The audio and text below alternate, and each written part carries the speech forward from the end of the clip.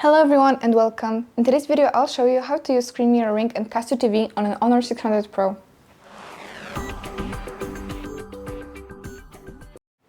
First, you have to turn on the TV and choose TV Cast.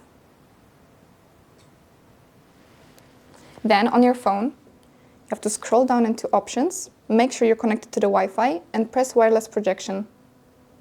Then choose the device .